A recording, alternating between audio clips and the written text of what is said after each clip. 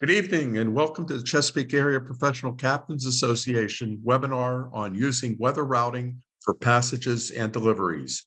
I am Captain Alan Karpus, CAPCA's Continuing Education Director and Safety Coordinator. CAPCA is an organization that provides continuing education, great meeting speakers, networking, and a job board for our members. All licensed captains are welcome to become members. Most of our meetings and classes are open to non-members. Please check our calendar at www.capca.net for information on all of our upcoming events. Our program tonight is being presented by PredictWind. PredictWind is an excellent solution for the cruising sailors' basic needs, reliable knowledge of weather at sea and weather routing. Our speaker is Nick Olson, PredictWind's marketing manager, who has sailed Olympic classes, two-handed offshore racing for over 40 years. He's worked at PredictWind for 8 years and has been involved in the development of all of the PredictWind products. Nick will be assisted by Karen McMaster, PredictWind's support team manager. Karen is a sailing legend and has participated in 2 Volvo races.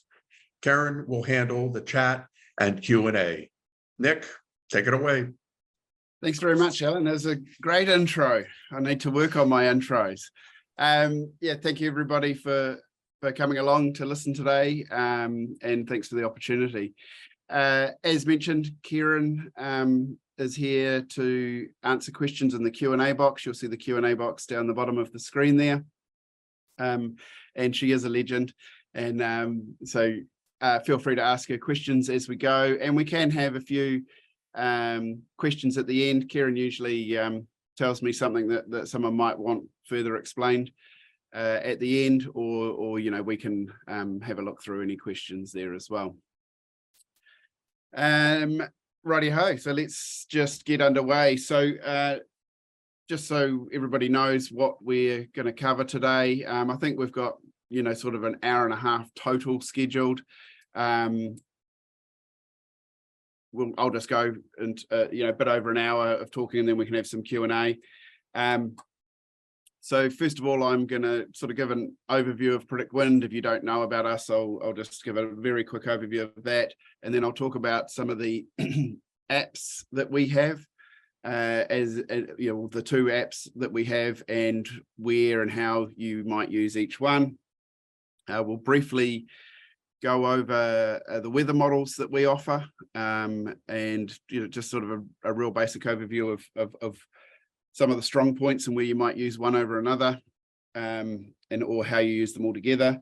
And then really what we want to talk about today is the tools that we can offer you to make your life on the water safer and more enjoyable. And yeah, so we'll talk about departure planning, the departure planning tool, and the weather routing, and then we'll also just go through using the offshore app, which is what we use anytime we're out of sail connection, we use the offshore app. So I'm going to assume that you don't know anything or much about PredictWind. I'm not going to explain too much about which button you push when, kind of thing. We have lots of tutorials. We have a really extensive help center, and we have an amazing support team who are always there to answer your questions. So the support team, you know, I've done, Kieran knows the number, but some ridiculous amount of you know, offshore miles and laps around the planet. So we only employ sailors or mariners. We don't employ people that don't know what it's like to be out there. So they can, you know, they're very knowledgeable and can give you very good answers to your questions, and help with anything that you don't know. So today we're really sort of overviewing the stuff that you can do and potentially should do. So I will jump into a screen share once I find the right tab. There we go. Okay, so PredictWind has been around for about 14 years. Originally started after our boss, John. He was involved with the Swiss America's Cup team. They won the America's Cup a couple of times, and then eventually lost in the dog match against Larry Ellison's team. But while he was in that position, they did a ton of weather model development, and all the sailors there wanted him to do forecasts for them, and he thought, oh, I'll make an app. How hard can it be? And here we are, sort of 13, 14 years later, still working very hard every day on development to make the delivery of the forecast and the tools better. Yeah, so well, actually, I'll come back to models. We'll talk about, let's talk about models now. We do have a curated selection of models. Of course, we could add every weather model there is, but we do a lot of validation on any of the models we add, and their strong points, and compare them against other models. And so not all of them make the list. And we often get questions people saying, oh, well, can you add this model or that model? And chances are we've looked at it and probably for very good reasons not added it in. I know that some people think that even the number of models we have is way over the top. So what we're looking for with the models in general, and we'll talk about this as we go on, is we are looking for consensus and trends across them all. If there's an outlier, we want to understand why that is. And yeah, we'll sort of go through that as we go through the webinar. And I'll just every now and then I'll just sort of touch on all the models and what we're doing with them. Obviously, I assume most of you will be familiar with the GFS, which is produced by NOAA. It's free, which is why you see it in nearly every weather app you will open. We have it because it does do a good job, and also for comparison, so that you can sort of go, okay, well, I've got whatever app and I use the GFS, or you may not even realize that's what you're using. And then we have the UKMO and SPIRE and ECMWF. And so the ECMWF is, you will always hear about it in the US when you have hurricanes coming. You'll hear people on the TV talking about the Euro model. And it is the #1 ranked weather model in the world from all of the world meteorological studies. It always wins for accuracy. Not saying it's always right, and so because no model is always right, which is one reason why we have multiple models, so that you can look for the differences. UKMO is the #2 rated global weather model, and I'm not even sure where the GFS comes in, somewhere down the ranks a bit. SPIRE is a private weather model. So ECMWF, SPIRE, UKMO, we pay to be able to give you those models. They're all ECMWF's pretty expensive, and so is SPIRE. So SPIRE is a private weather model, and what we like about the SPIRE model is it actually is run quite differently how they collect their initial conditions data. It does very well offshore. Will actually, in our studies, compete or beat the ECMWF for accuracy. And there's actually a webinar I did a while ago on weather models. And if you really want to dive into weather models, probably worth going and watching that, because it does sort of explain them all. There's actually some more about the SPIRE model, and it's very interesting. The PWG and the PWE, PredictWind, we run those models twice a day. And it's our own model, but it uses the initial conditions file from the ECMWF and the GFS. What that means is that it's actually just the initial state that before you put it into the model. So that's the snapshot of the globe at that time at UTC 0 and 12 each day. And that snapshot then gets fed into the weather model. And so that's where you get the PWG, which uses the initial conditions of the GFS. And and the PWE uses the initial conditions of the EC. But they're not actually a rerun of those models at all. Just often I hear people say that. That is not the case. They are complete model runs. They are global. So we run that for the whole world. And then the difference with these versus these, ECMWF is amazing, 9K resolution around the world. We actually downscale these and rerun them at 8K and 1K around the coast. And why that is important is that, when you're doing coastal passages, having that high resolution modeling can make a massive difference to what your plans are, the weather you get, and what you see.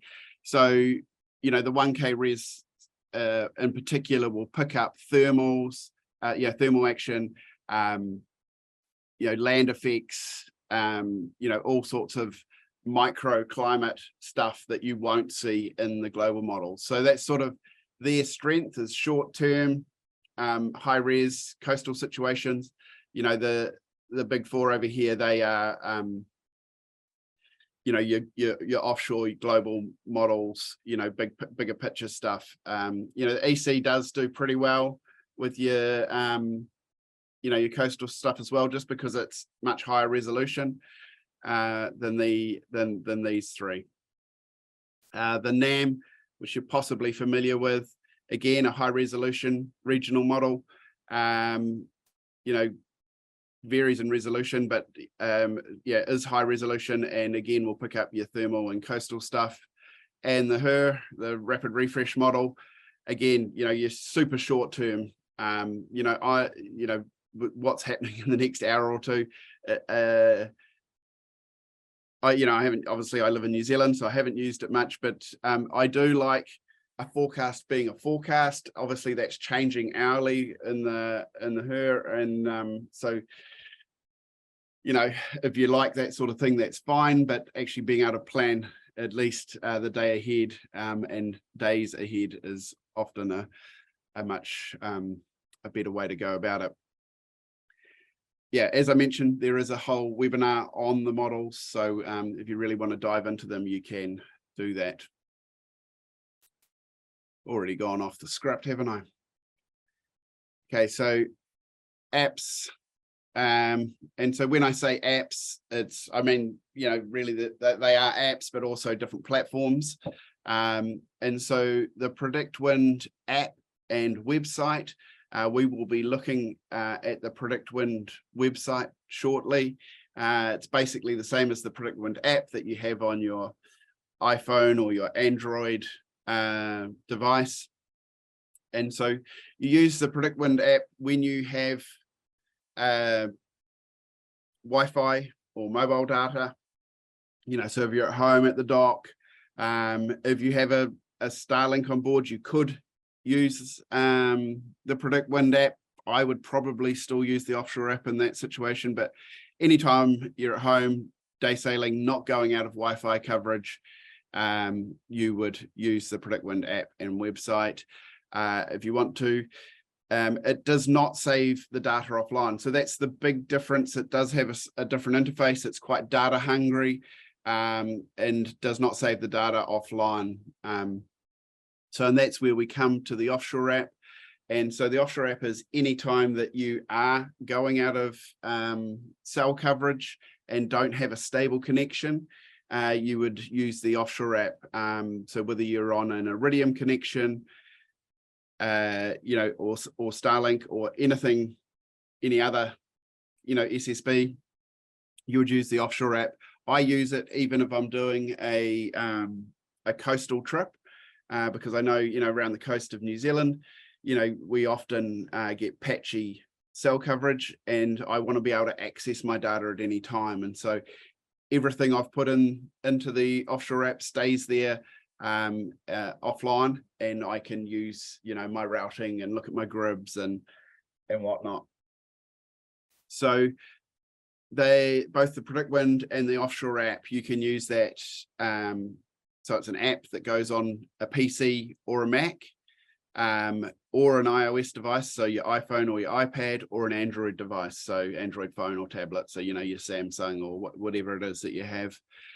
So yeah, it covers basically the main devices that all of us use. And so yeah, I'm on a Mac laptop, and so when we look at the offshore app later, we'll be looking at on my Mac laptop. Okie dokie. So we've sort of talked about models, apps, and we will jump across here. So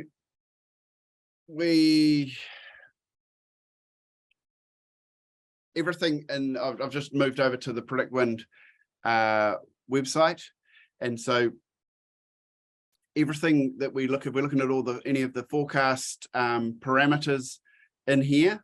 They are all location based, and so you'll see there I've got all the locations listed, mainly where my kids sail, and it's specific to that spot. So if I go onto the map and I have a look here, you see it's a really nice day in Auckland. It's horrendous here, but you'll see if I move up to here, wherever it is, probably got a bit keen with my zooming. This location here is actually where all the data is coming from in my table. So I've set that location. Everything I look at in my tables or the graphs or the daily briefing is based on that particular spot. So it's important, if you are using this, if you are looking at a particular place, that you realize that you're actually just looking at the forecast for that particular spot. As I mentioned, it's a lovely day here in Auckland. We do have a lot of rain, and we are expecting some pretty gnarly weather this afternoon with our Cape, and there's lightning. So yeah, there's definitely a lovely day in Auckland. I guess we're not really here to go through all of this stuff that we have in the PredictWind website today. We're really here more to talk about passages and the tools. I mean, I would be using this as part of my passage planning. I would be coming in here and I would be looking at these maps and looking at the big picture stuff, and seeing what's going on. So far as trend wise, and before I looked at doing a passage, and we can see here that we've got this low moving across, and you'll see here this little indicator here on the screen. It's and our lines, they're telling us about our if I actually go back to the time here, it tells us that this is our front. These are all taken from the GMDSS text forecast, which we will look at later, and it runs through some AI and it puts them all into a graphical format. If you're familiar with the GMDSS forecast, it's a big page of text, and can often take a fair while to work out what's going on. So having this stuff converted to a graphical image is pretty cool. And you'll see if I click on this here, it'll take me to the written part of it. If I click on that there, it loads it, and this highlighted part here is what it is referring to in that warning there. So as you can see, this one's not when we look at that later, you'll see that it can be a very big file. So nice to have those warnings in there, which are written by a meteorologist, in with the models, which are all computer generated. So and you'll see that that's actually, all around the world, it has all the different features. So we've got all those maps there, and as I say, if I was planning a passage, I would be in here looking at the patterns, the big picture. What I should mention is, if you can change your view. If you don't like streamlines, which some people don't, you can go to wind barbs with the isobars, which is pretty nice. And we can change our models around, flick through the different models, look at the different resolutions. I can turn that GMDSS graphic on and off. And yeah, so, and also change my animation speed if I wanted to animate it. Anyhow, so there's a bunch of stuff in here that is very useful. The daily briefing, if you just want to have a quick overview of what's going on, it is pretty cool. Just gives you a quick overview of what's happening, you know, in your local for that specific area on a daily basis. All right. Something else that I would also use with my planning, or, you know, especially shorter passages, I'd be looking at my observations, seeing how the observations match up with the forecast. So this is actually a forecast in the background, and you'll see here I've got my observations. And if I click on one of those observations, I can see what the trends are for, you know, the last 6 hours, 12 hours, 48, or the last hour. You know, but a good way to see which model is doing a good job now is to have a look at the observation page, especially if you're starting a passage and there was some divergence between the models. Going in and having looking at the observations, especially some of the offshore ones, can definitely help with your you know, looking for your trends across the models. The first part of, you know, planning a passage, you could come in here into this feature that we call local knowledge, and the interesting thing that I want to look at in here is that we actually have all of these passages going, you know, across the oceans, and it's kind of like a pilot chart. It is actually using 10 years of historical data averaged into monthly blocks. And so if you, I won't click on that one, let's click on another one. Here we are, we're going here. And there's, you know, there's a bit of write-up about the passage, but what we really want to look at here is this historical data. And you can see that this is the time of the year that a lot of people are leaving New Zealand and going up to Fiji.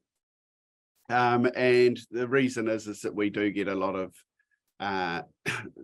wind from the south at this time of the year. And so if I actually click on that little bit up there, I can look at all the months for this passage.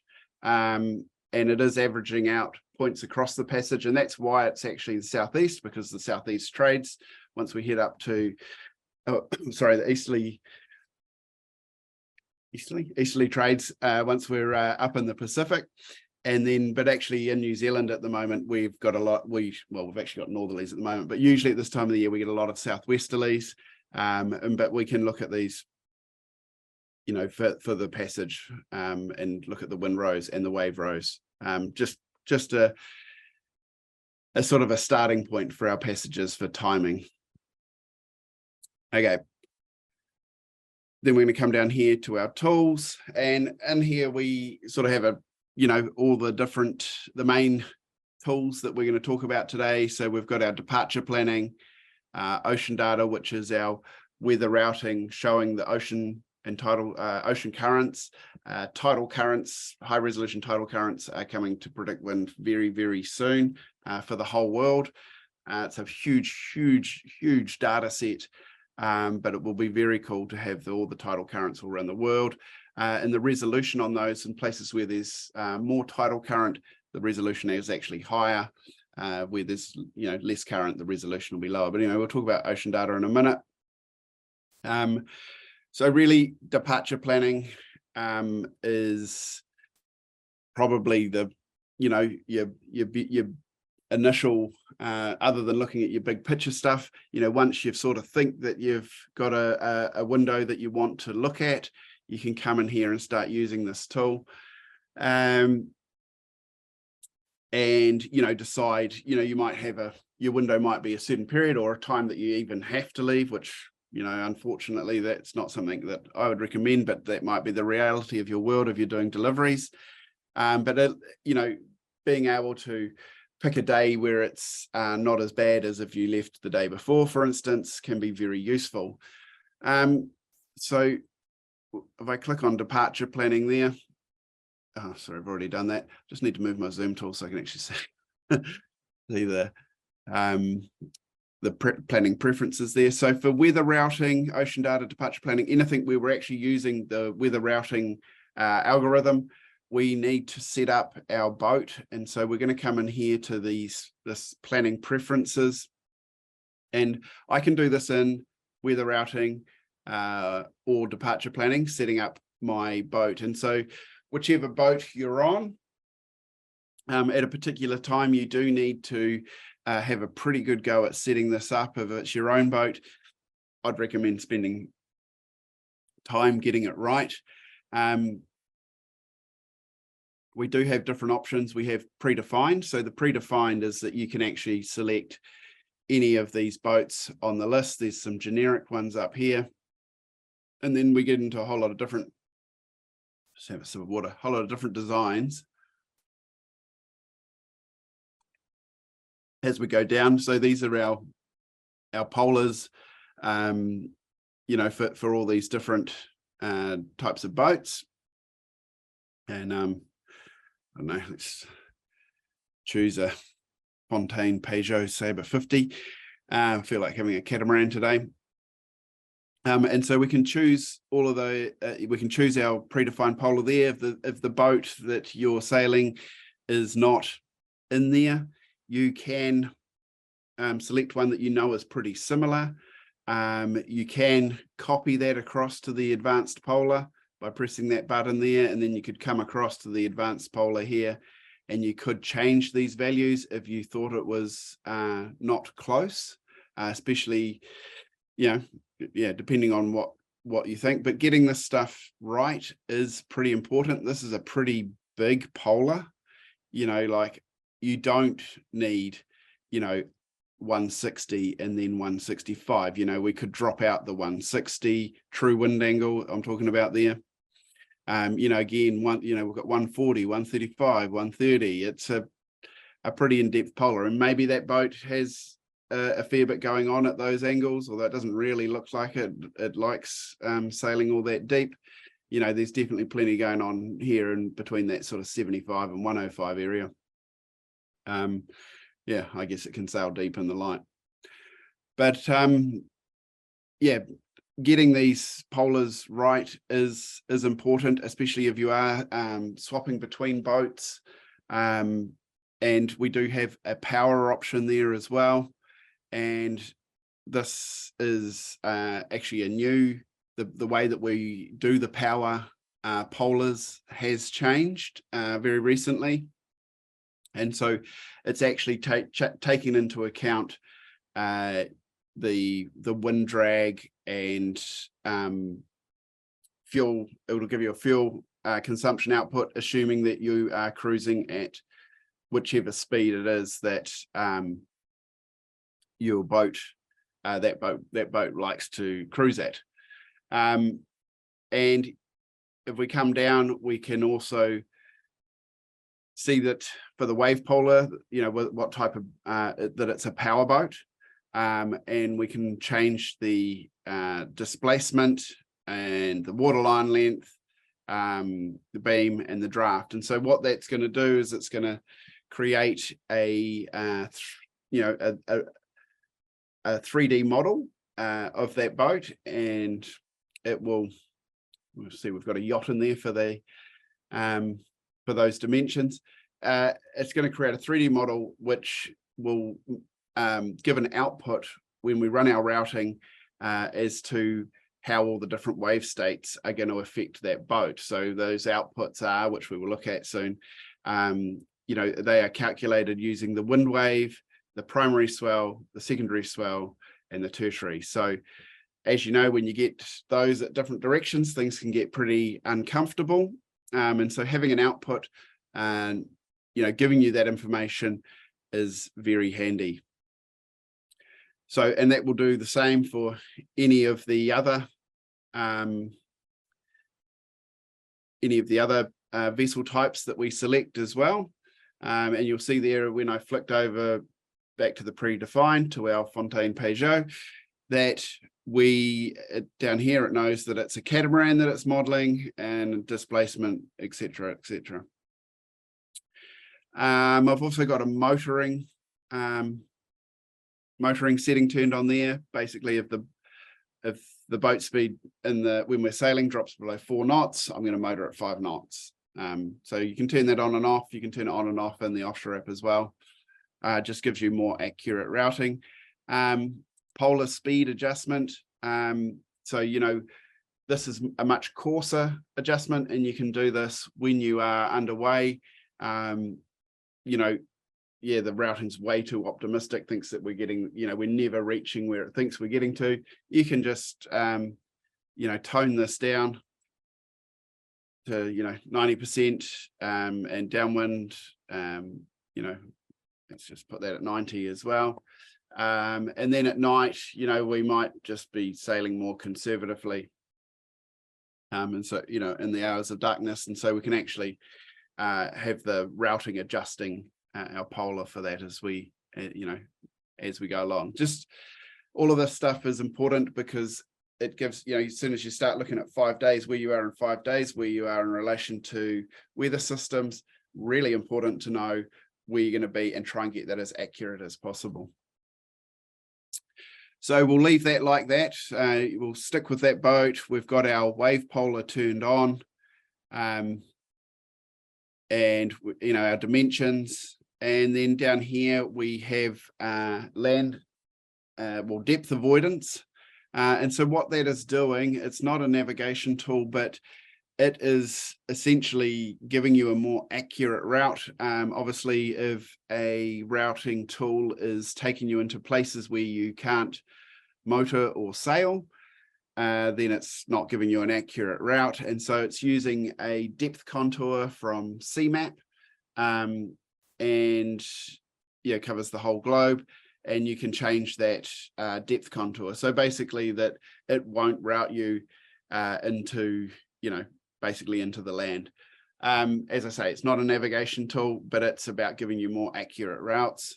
Tidal and ocean currents, we have 3 different models for the tidal and ocean currents, or ocean currents really we're looking at here. We do have some high resolution tidal currents, but that's not the new tidal currents that we are introducing shortly. But really, we're happy to look at our ocean currents at the moment. So we can look at the different models.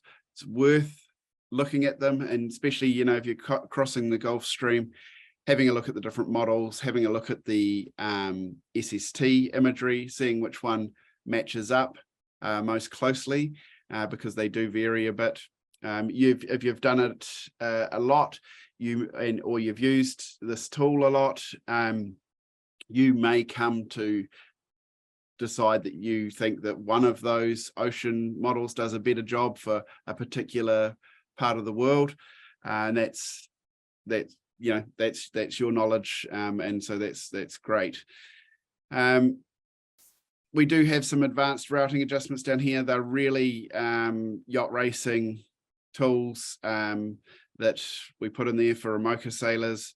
You know, you can scale the wind, you know, so you might put that, you know, everything that we do with the winds is based on average wind speed. It doesn't use gusts. And so sometimes when people are offshore, the racing sailors like to put that at, you know, 110%, just so it more accurately, you know, that they think it's taking into account the gusts, because the boats only say, you know, the routing's only using average wind speeds. So, but personally wouldn't get into it. Just stick with the, you know, the basics here. Anyway, and yeah, I probably should have mentioned before, over here we can actually see our polar curve. With the polars, I would always go and run a route and have a look at the output. Excuse me, I'll just have a drink.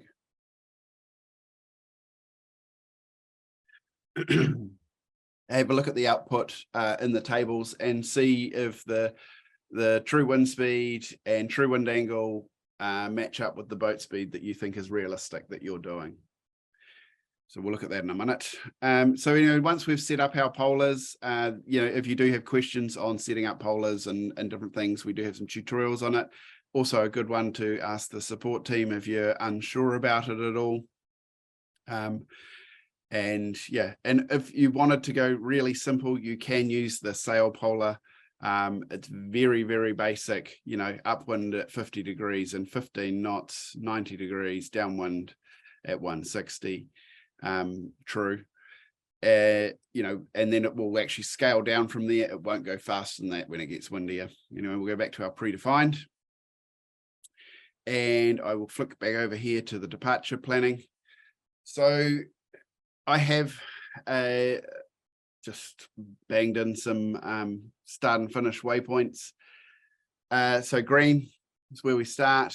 I can drag this around and you might go, that's not very accurate. We do have our little lat long pop up there. If we want to, you can come in here and you can actually type in your lat long for your start and your finish waypoints. If we wanted to, we could add some boundaries. I could come in here and turn boundaries on and off that I've added before.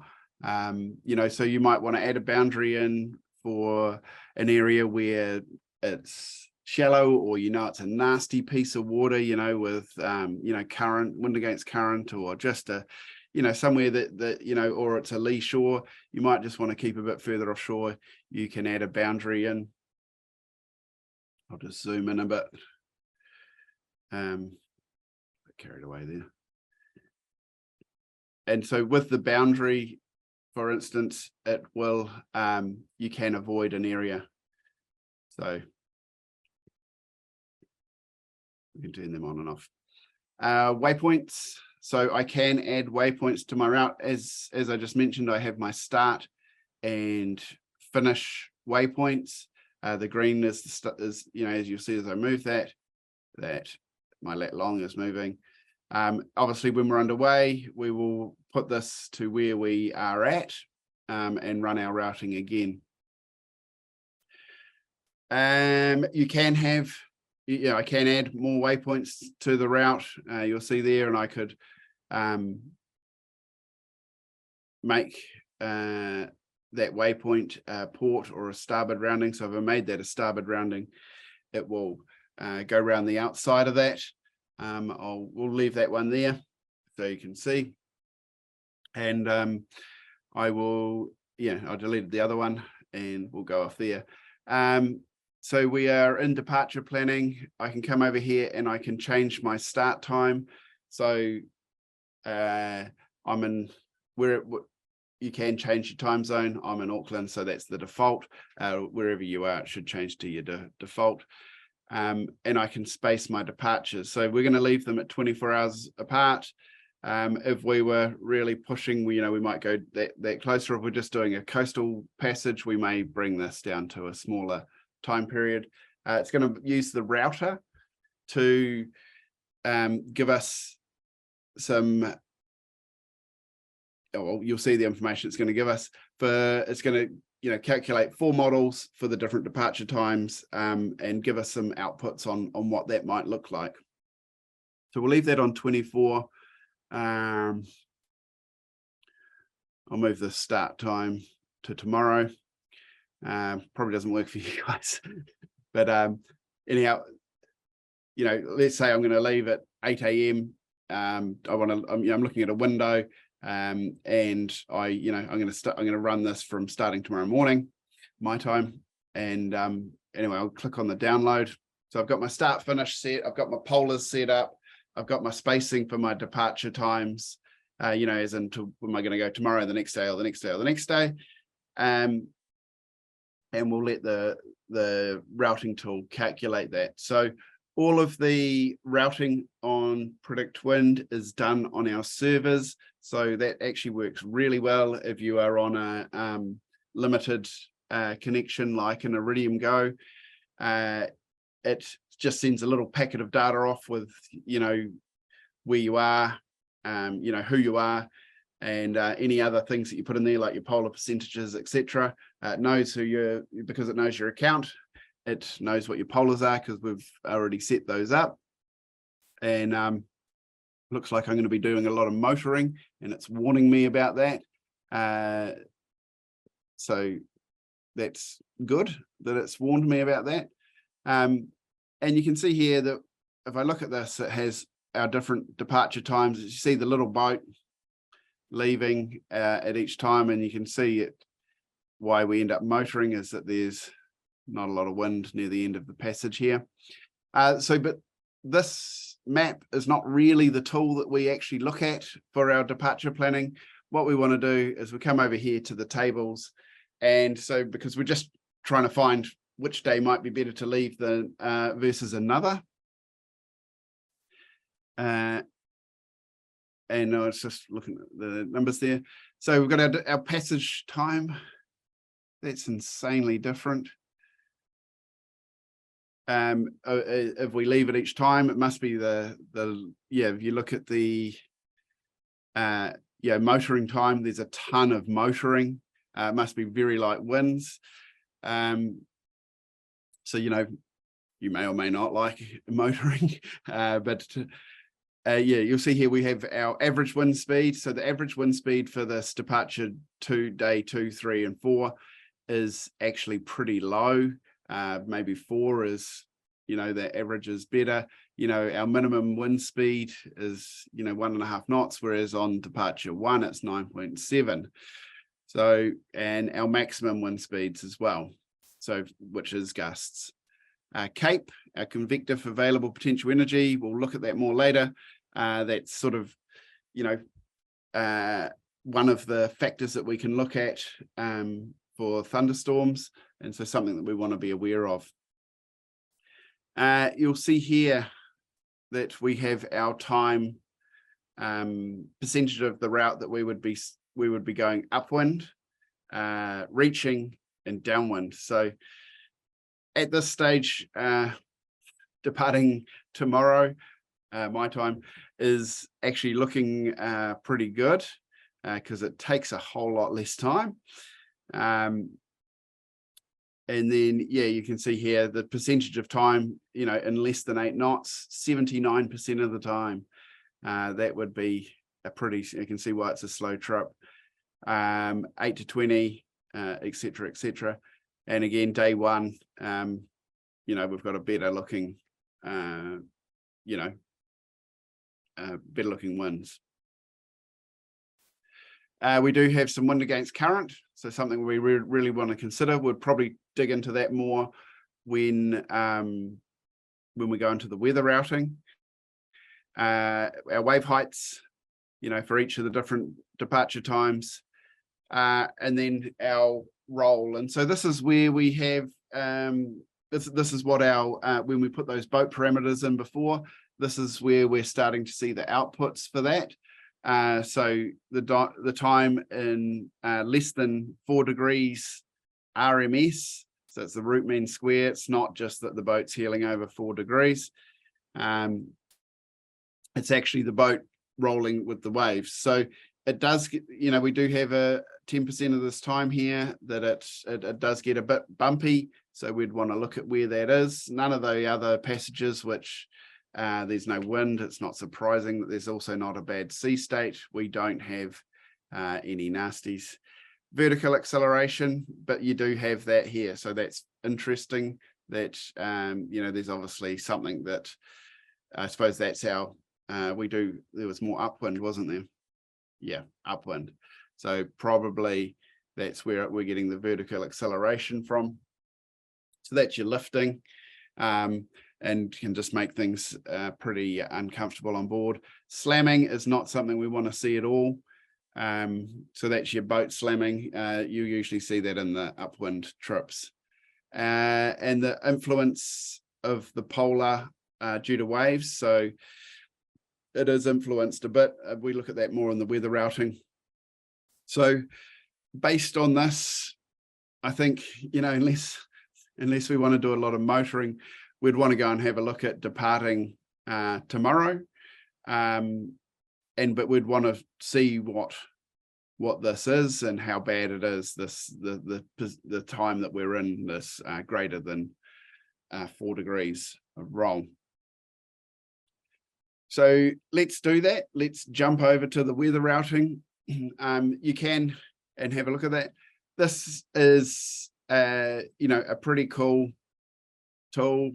Gives you, really helps you narrow down what things might look like departing at those different days. If you're trying to explain to an owner or whomever why you don't want to depart at a particular time, this is a nice way to look at it.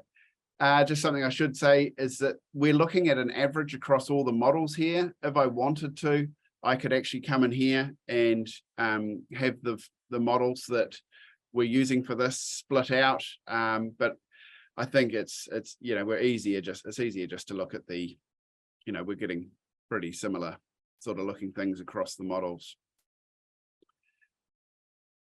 So we shall come over here to our weather routing. So we already have our routing preferences set up. We set them up before. We can change anything that we want to change. But anyway, we come back over here to the weather routing tool, and I'm going to change the start time. What day is it today? Yeah, it is. Oh, it's got my start time set for tomorrow. Okay, cool. So I've got my start time set for tomorrow morning at 8 a.m. I mean, obviously I've got that point set outside there. So, I might actually be leaving at 5 in the morning or whatever to get out to there. And so we've got our start time set, and we are just going to click on the download button, and we're going to actually have a closer look across all the models at this particular route.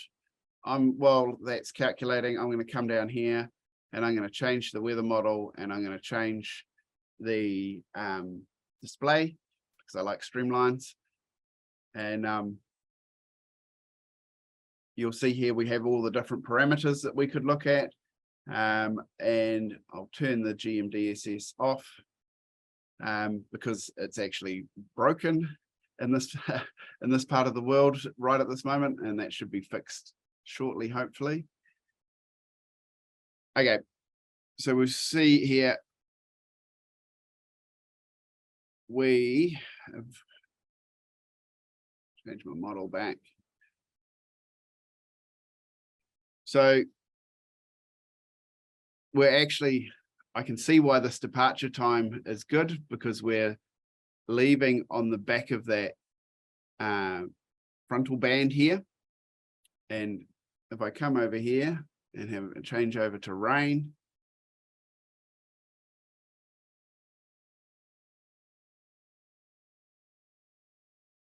I can see that I can see that band, and we're kind of leaving on the back of it, which is quite a nice thing to do.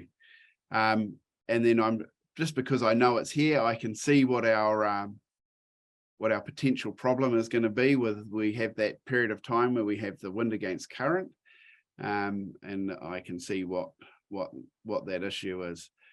Wind wise at the moment, let's go back to our wind map.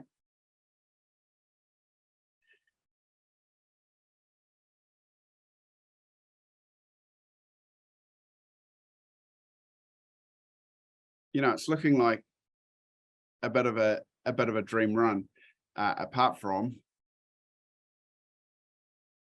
that this is where we have our roll and our wind against current. So we've got that little exclamation mark there on the screen, and it's giving us that warning. We knew that already because we know what we're doing, but it's nice that it's warned us about that, and we're going to look at that a bit more in a minute. So far as the wind goes, and we zoom out, it doesn't look like a particularly nasty situation at all. When we'll go into the offshore app and we'll run this again, and we'll look at the GMDSS forecasts. It would be nice if they were working, because if I just turn that back on, you see here, not showing. Okay, so what else did we see in that? We saw in our departure planning, we saw that we had a period of time where we were in Cape. We had, some higher Cape levels. So let's load that and have a look, and you can see it's just in front of us. And again, so that's that frontal band. That's probably why we wouldn't want to leave today, as we would be in this volatile weather. You see there we've got the higher Cape levels. We looked before and we saw the rain. So you get the rain and the Cape together. That's just obviously there's going to be a bit of a bang in that frontal band, and that's probably not something that we want to be in. But as we go down, nothing too bad in there. We should also have a look at our gusts. It's always good to look at the gusts because our routing's based on the average wind speed. And you see, it's pretty fresh. 23 knot gusts. But that's sort of more in front of us. We are getting a decent push along here. 30 knots.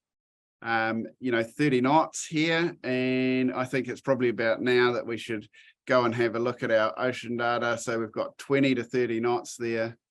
Let's flick over to the ocean data, because this is probably going to be the killer for this passage, is that we know that we've just looked, and at the moment we've got 20 to 30 knots, and we're about to sail into the Gulf Stream.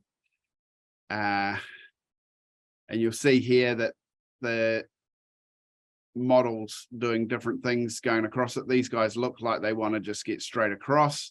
Obviously, the wind, the router wants us to go against it for a while there. Obviously, none of us would want to do this. 20 to 30 knots straight into the Gulf Stream ain't going to happen. So we, at least we had a look at it.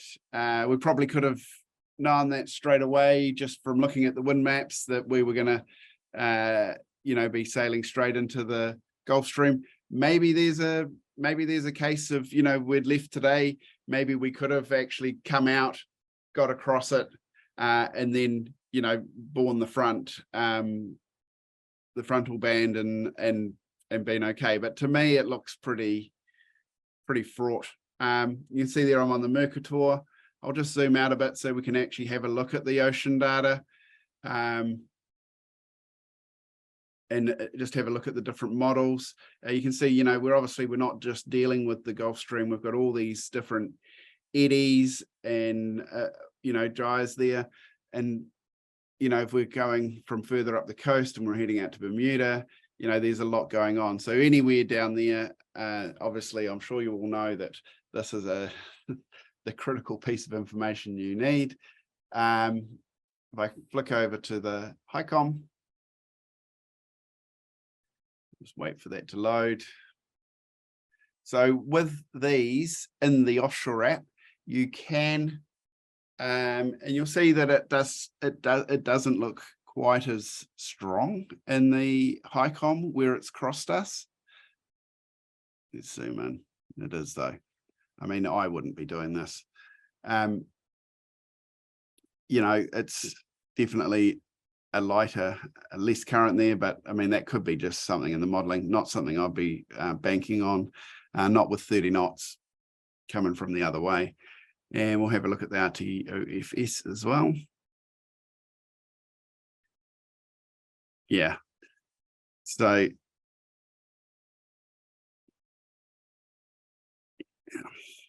that's our wind map or our gust map. So it says, sorry, that's our wind map, 28 knots.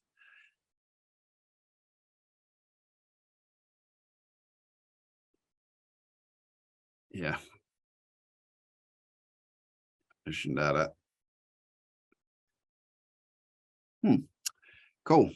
So now that we've worked out that we're not doing that trip, and that was the interesting thing, right? We looked at our departure planning tool, and it did give us some indication that there was potentially a small period of time, and this is obviously the small period of time where 10% of that trip, it didn't really like it. It did say that we had some time of wind against current. And so we need to come into the weather routing to assess why that is. I mean, I don't think there's any great point in looking through all the different models. What we can say about the models here, just because we're here for a learning exercise, not to necessarily, kill ourselves. But you'll see here that we do actually have a fair bit of consensus in the models here in this shorter time period. They're basically all saying the same thing. Obviously, as that system moves away, and that they all agree that we're getting that northeasterly wind, and just flick back to there. That they all think that we're getting this. Some of them think that it's slightly stronger than others, but basically they all agree that we're doing the same thing. And you can see here that so we depart at 8 in the morning. By here we would have new weather and we'll be running new routing. And so we've had a fair bit of consensus between the models, basically saying that all like us to go the same way. And you see here they do split apart, but by the time we get to here, we would be running new routing. The models will have updated, and I suspect we will have consensus again. So what we're going to do is I'm going to stop sharing, and I am going to reshare, and we're going to go to the offshore app. So I've just flicked over to the offshore app on my Mac. Before we were in, the tools section on the PredictWind website. You'll see here what I was talking about, how the GMDSS graphical stuff is not displaying in this area, but it is displaying all around the rest of the world. We've got the similar route set in there that I ran before. So this is the tool that I would recommend you use basically for any passage making. No matter what connection you have on board, I would use this piece of software, just because of any time you lose your connection, all the information is still here. If you are on a limited connection, so for instance, if I was jumping between boats as a delivery skipper, I would have an Iridium Go exec, which is the newer version of the Iridium Go. It's faster than the old Iridium Go, and I can, so I can get, do things quicker, which means that, if I've jumped on a boat and I don't have, an external antenna set up, I can take that unit outside, hold on to it, and get some weather and weather routing pretty quickly. So you'll see here, this is quite a different looking interface. I have what all the little boats are on the screen is an AIS display. So it is showing me all of the boats that we have coming into the feed within a 300 nautical mile radius. Of course, this does not replace your onboard AIS system. It's more of a planning tool. So depending on where you are in the world, am I going into, a high traffic area, high shipping area? Does that change whether I am going to be, do we need to change our shifts, or, do we put, once we go into that area of higher traffic, do we have someone more experienced on shift at that time? And also, fishing fleets, depending on where you are in the world. In the Pacific, it's a big deal. Or the part of the world where we are, when you head up to the Pacific Islands, I want to avoid fishing fleets. If you can see one fishing boat, there's generally more. And so we can use this tool to route around them. So we can, know well in advance where areas of higher traffic are. And we can, see what they are. So if I click on this guy here, he's a container ship. He's heading to Antwerp. Yeah, he's a big vessel. And yeah, dry bulk, etc. So I can have those on the screen. I can come down here and I can turn them off if I find that distracting. And obviously it's a forward planning tool. It's not a now tool.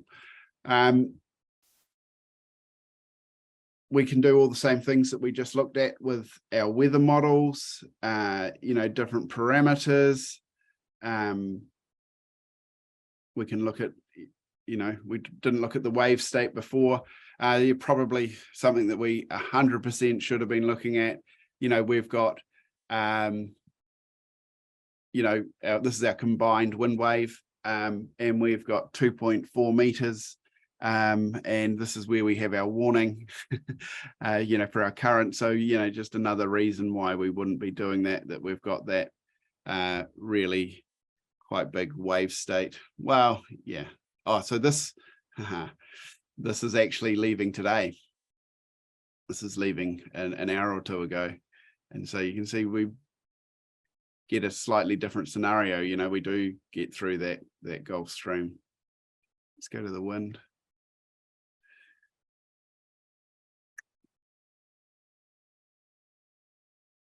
Yeah, so maybe that would have been the option to get through earlier. Get through before the front. Each one's going to have different. You'd get through, but that's the difference. But again, probably you would have wanted to leave even earlier because it would have been a risky move if this moves faster. So good to see. So how do we use this tool? So also just so we do have our ocean data in here. So as I said just before, depending on what comms you use when you go offshore, sometimes the ocean data is too big, and we're going to talk about file sizes, etc. in a minute. But the great thing about the ocean data is it does not change as fast as your atmospheric stuff. So with our our wind and CAPE and gust maps and rain and all that, we want to update those all the time. Atmospheric stuff moves really fast. Obviously, the ocean and tidal currents can be influenced by that, but their influence is small. And so we can actually rely on this information being a bit older. You'll see here I've got a warning that's telling me that that's 13 hours old. That's fine, because it does not change at the same rate as what our atmospheric data does. So we can download this data before we leave, and then we can have this data in here in the offshore app for when we run new routing.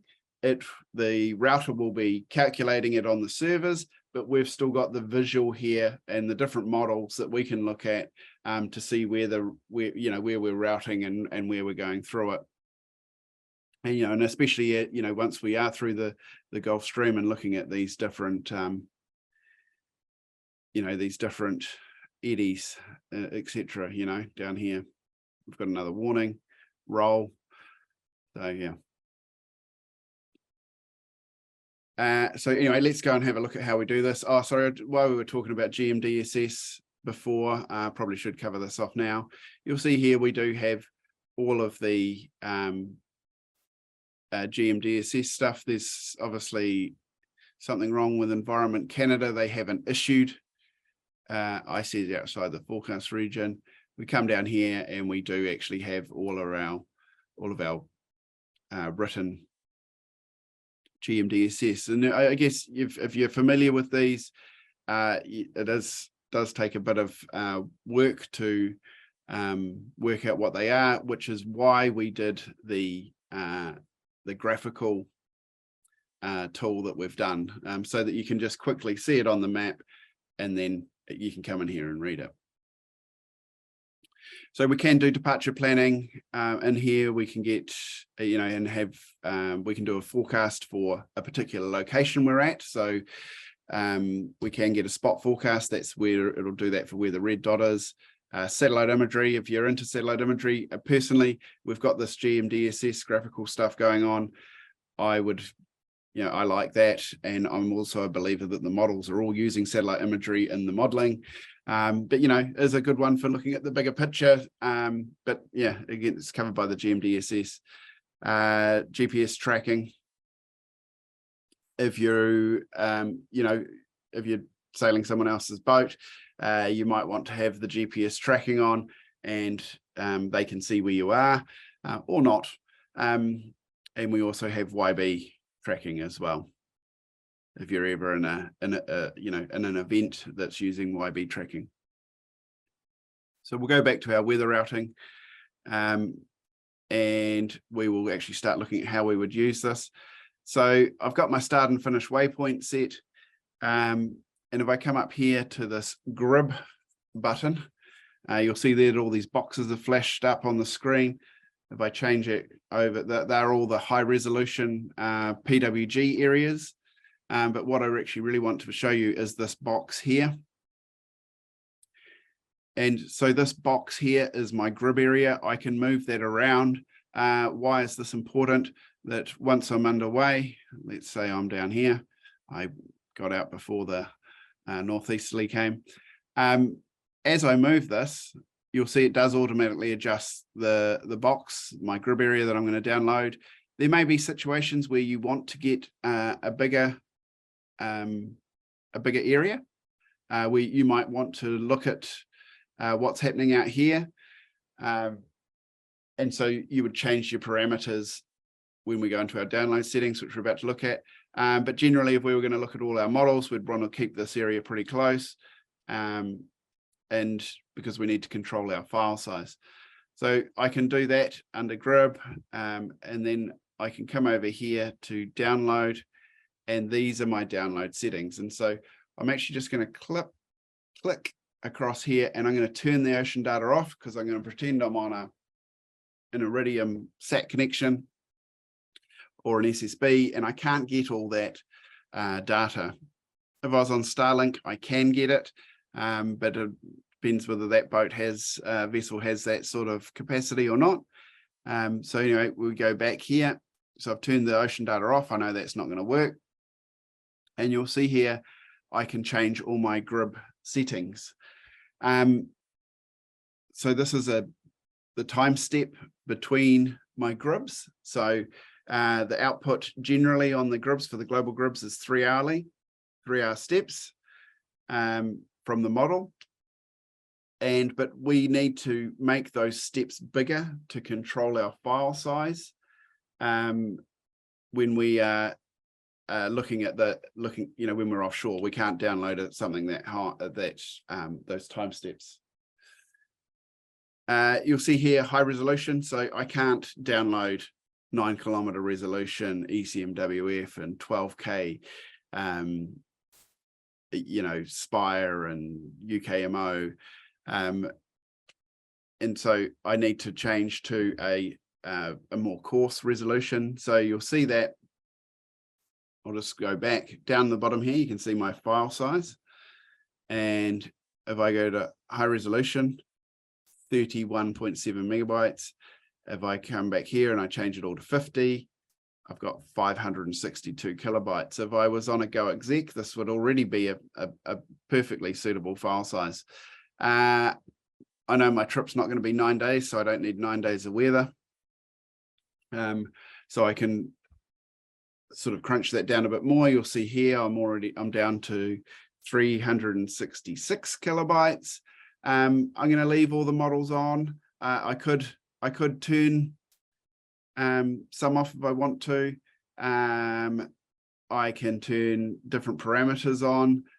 At a minimum, I want the wind pressure and the rain so that we can see any frontal bands.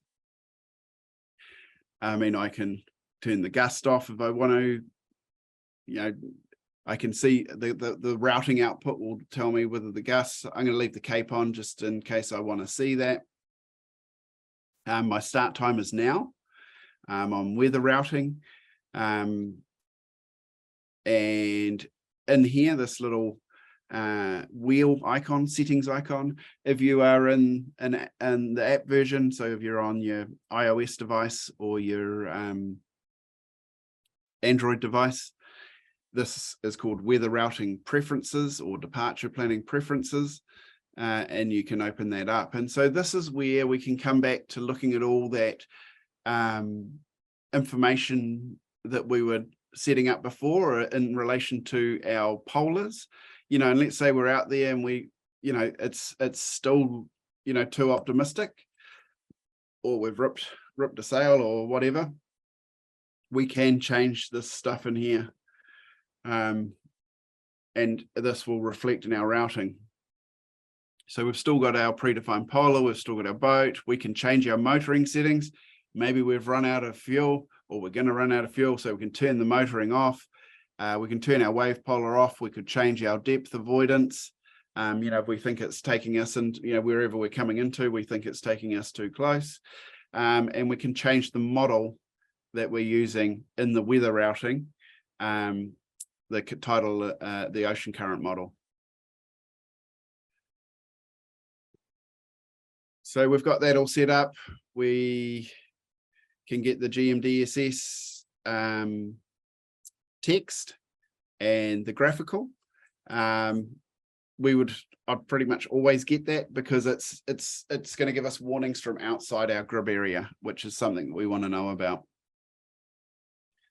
Observations, we can get those. If there's some weather buoys out there, we can get those, and we can sort of compare the models to the observations, like we talked about at the start of when we were using the website. We've got the ocean data turned off. You'll see if I turn that back on, it goes to a really big file size. But as I mentioned, it's one situation where we can use some older data. The weather route is still going to be using the most up-to-date data, and but we don't necessarily have to download it. We're still going to get a visual between the models that we downloaded before we left when we're on a high-speed connection. Satellite imagery, I'll turn that off. If you like looking at satellite imagery, which I'm not a fan of it, because as I've mentioned before, I think it's covered elsewhere. I can get the AIS data and my GPS tracking data, depending if I want that. We'll leave the AIS data on and have a look. And you'll see here we've got 245 kilobytes. So this would be a pretty long download on Iridium Go. It would be, or SSB might be too big. This would be fine on an Iridium Go exec. It would be no problem at all. Yeah. So let's click on next. You'll see here, this is where I have all my different connection types depending on which type of connection I'm on. So I can choose my Iridium Go or Go exec, or I could do an email request if I was on an SSB connection. I'm going to stay on the web, otherwise I'll cut you guys off. Obviously, whichever one of those I selected, I would need to change my Wi-Fi of my device. And so if I just click on download all, and you'll see here that it's downloading my GRIBs. My weather route has been sent off to the PredictWind servers, and they are crunching my route. They are using all the high resolution modeling, the latest currents, everything it can get its hands on. So it's actually, a large piece of data, a really big data set it is using to crunch my weather route. And you'll see when that comes back that it's pretty small. And so I've got the green tick here all across, the blue bars come across on all of these. They're all downloaded. So the weather route is still crunching, or it's finished crunching. Now it's been sent back to me on the servers, and it's opened up on that page. So everything is downloaded now. Obviously, if this was on an Iridium Go, we would be able to go away and make a coffee. It has a mid-file restart if it dropped its SAT connection. So it would just keep downloading. But yeah, you'd see the weather out would come back, and then it would, pretty quickly download all of those. But you definitely want to go away and make a coffee, leave the device open, and it'll keep downloading. So I click on close there. And so we've got all this information that we looked at before, in relation to our route. And so the wind speed, obviously, the trend here is down for the next 2 days. And then we, have a slight increase as we approach our destination. It looks like the PWG obviously thinks something different to the other models. Mainly I say that because I can see it takes a lot longer. It thinks the wind direction's different. And we can see our true, lots of things are different. We've got a bit of rain in Cape. I can see here that these sometimes correlate between the rain and the Cape there. So we can look at that on the map as well, because that would be our thunderstorm indicator. Temperature, again, pressure, we've got the increasing pressure. We can compare the pressure with a barometer on board. And this is where we have our wave routing stuff. So we've got the combined wind, wave, and swell. I can actually go through and change that for all of the different, to look at the different wave states there, and the directions. And you can see that in the combined that they all think they're pretty much doing the same thing. Again, we've got the PWG as an outlier, so we might want to go and have a look at why that is. And if I come down here, I have my influence of waves on the polar, but then I have my roll, which actually looks pretty nasty for wherever I've started this route from. So we're above 4 degrees RMS. So this period here that we're in right now, maybe we would have wanted to, we might have gone back, because we've obviously started a few days ago now. Maybe we chose the wrong time to depart. We potentially could have sailed around this. Maybe, I don't know. But, we could have looked in our routing and not ended up in this situation where we've got this pretty nasty roll state. And you can see here, we've got the vertical acceleration is, we've got a pretty solid period there where it's above our comfort factor of being 0.2. But we don't have any boat slamming. So let's just jump over to, actually, before we jump over there, you'll see here, if I go into this wind summary here, it's got, this is where I was talking about before, about the true wind speed, true wind angle, and speed over ground. So in 18 knots of true wind speed at 77 degrees true wind angle, does my boat do 7.4 knots? Sounds pretty realistic to me for a 50-foot cat.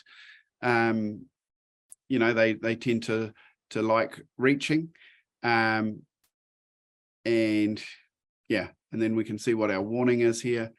Roll and vertical acceleration. So got all and that information is in there for all the models. We have all the different parameters across here. I just need to move my zoom tools. We've got our wave stuff, which is again talking about our our roll and vertical acceleration, and we've got all our warnings here. So it's telling us that something's not not what we really want. And we can look at that for all the models. So we'll come over here to our map, and I will close that. Actually, well, let's go over to the EC and zoom in on the map. And you'll see there, we do really have that the PWG really does think that something else is going on. But we do have, it looks like we would want to be just sailing across here. This is probably why we've got our roll and vertical acceleration. Actually, something we should have looked at. Let's go back to the tables. Hang on, well, let's have a look at our wave. We do have a pretty decent wave state. But if we come back to our, and I think I can, whoops, I don't want to do that. I think the reason that we're going to have a mixed up sea state is this. You can see what we can see here with this system moving away. So if I come over here, I move my zoom controls again, sorry. Oh man. Come back to the tables, and I'm going to come back here to the graph and scroll down here, go away. And so, yeah, we can see this early stages. We've got this ugly roll, and if we want to know why it is, the wave direction, so you combined wind wave and swell, and we can see here combined, they think it's all because the wind wave is probably a big effect on it. And I suspect what's going on is if I go to the primary swell, you'll see that it's at a very different direction.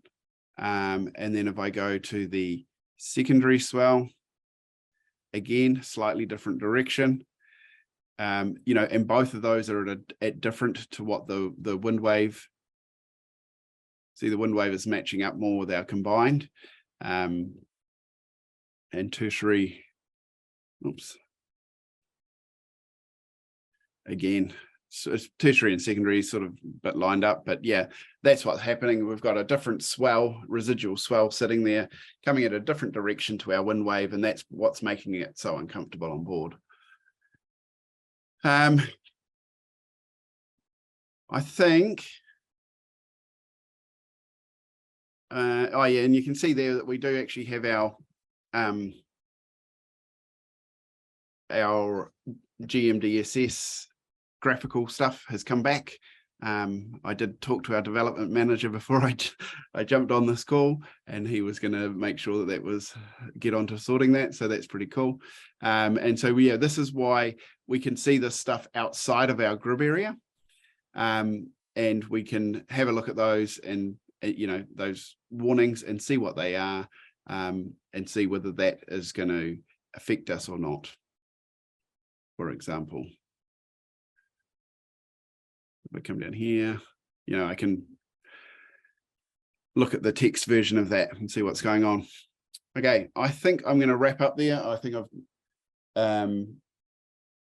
done my main talking for the day. If Alan and Kieran want to jump in and tell me what I haven't done, that would be fine.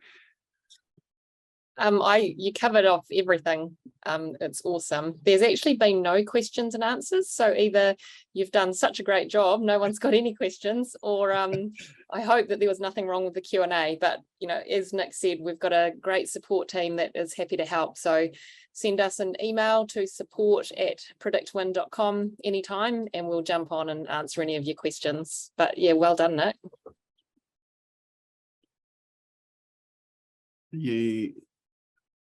I'll check that, Alan. Listen, do you want to give them a minute to see if anybody else has any questions? If you have any questions, please raise your hand or hit the Q&A button.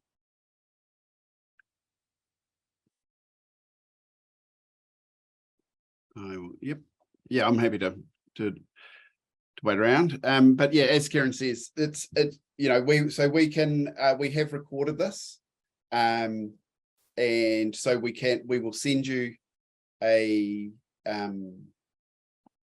copy of it, and yeah, and so you can, anything that you unsure of, you can go back and look at again, or yeah, please do reach out to our support team and ask them some questions. If there's something that that I may have said that you're not clear on or unsure of, please you know, reach out to them.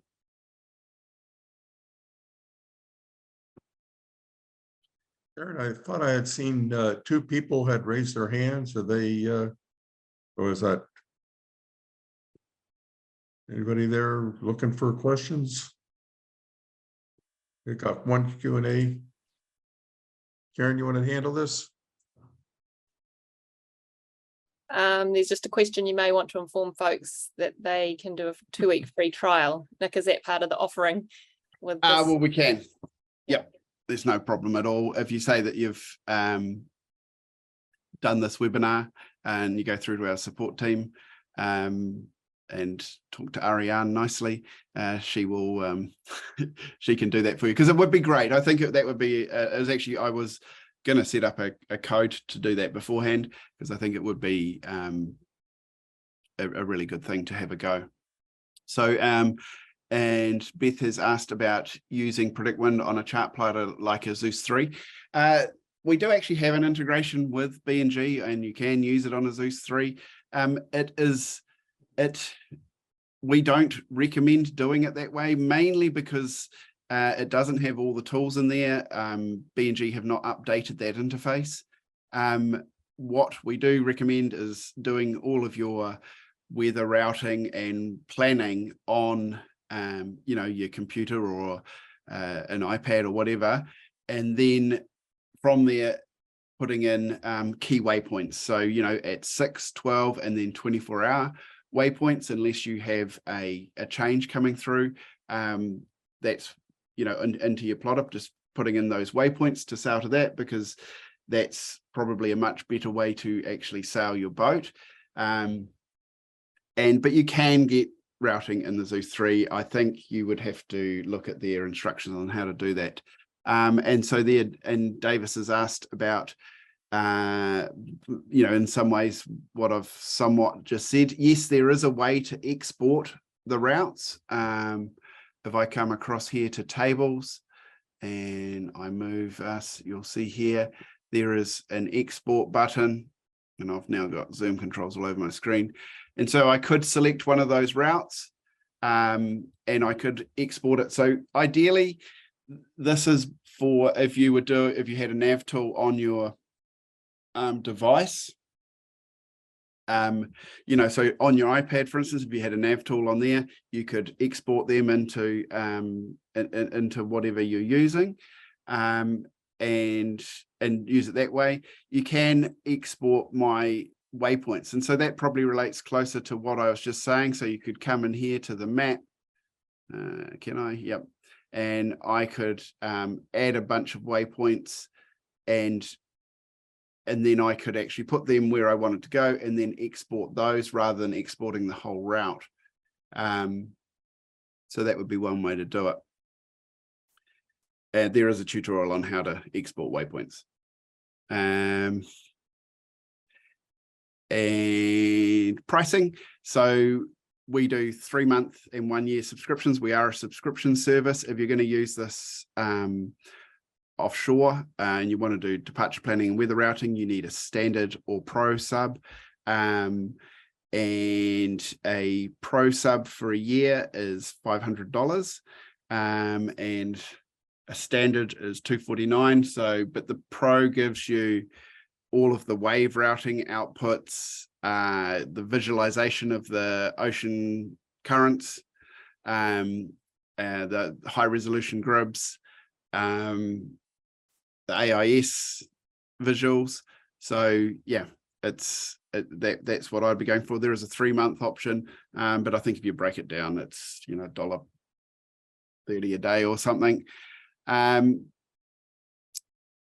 Yeah, I would definitely be going for the pro. Between the standard and the pro, it didn't used to be, the feature set wasn't quite as, the differentiation wasn't as obvious as what it is now.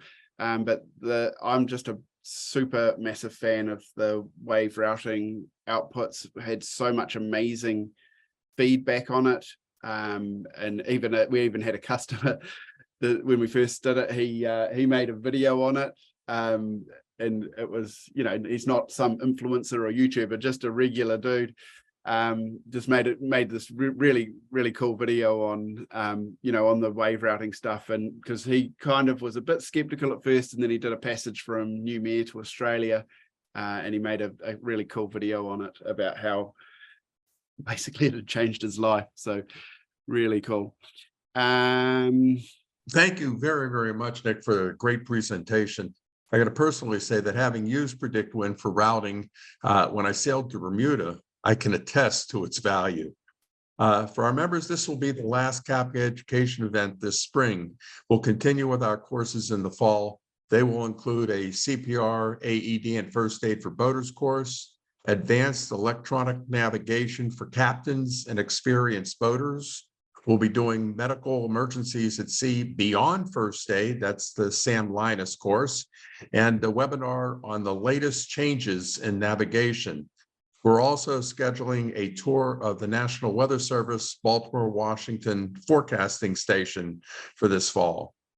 On May 15th, next week, our monthly meeting speaker will be Captain Jeff Gumcourt. He's the commanding officer of the World War II Liberty ship, the SS John W. Brown. You can find a list of all of our speakers on our website, www.capca.net. Thank you all for your participation in this program, and I hope to see you at another one of our upcoming events. All right. Thank you very much.